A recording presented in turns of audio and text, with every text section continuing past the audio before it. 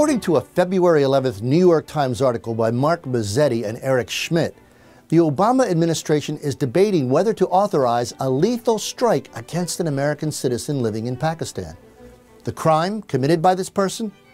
Well, we really don't know. And of course, if this person is killed by a drone strike authorized by Barack Obama, we never will know, will we?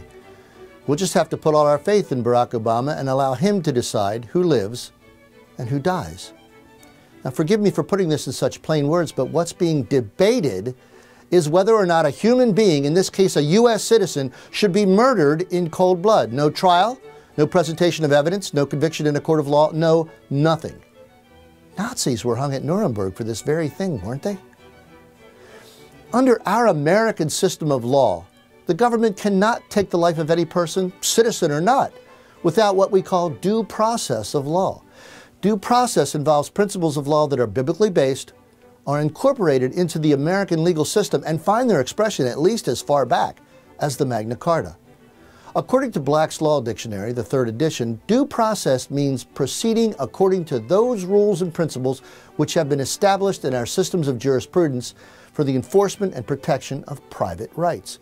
They include a competent tribunal to pass upon the subject matter, the right of the accused to know with specificity the charges against him, the opportunity to present a defense to those charges, and a speedy and public trial before a jury of his peers.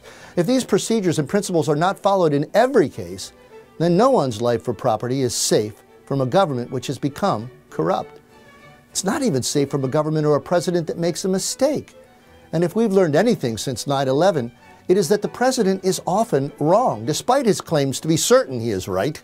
For example, you'll recall the absence of weapons of mass destruction in Iraq. The Obama regime insists that it is adhering to a careful process in deciding who and how to assassinate United States citizens overseas. Really? As University of Houston law professor David R. Dow points out in the letter published by the New York Times, quote, "No amount of legalese can obscure the central fact that this process is entirely non-judicial and ultimately comes down to the decision of one single man," unquote. At the Institute on the Constitution, we agree with the conclusion reached by Professor Dow when he says this, quote, "Nobody knows whether extrajudicial assassinations save American lives, but we do know that the Obama administration's policy of killing United States citizens is utterly lawless," unquote.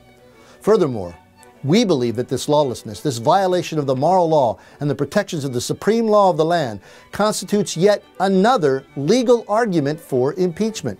And so we call upon our congressmen to file articles of impeachment in the House of Representatives, and we're asking our elected officials to follow their oaths and to do their duty by removing this law-breaking regime.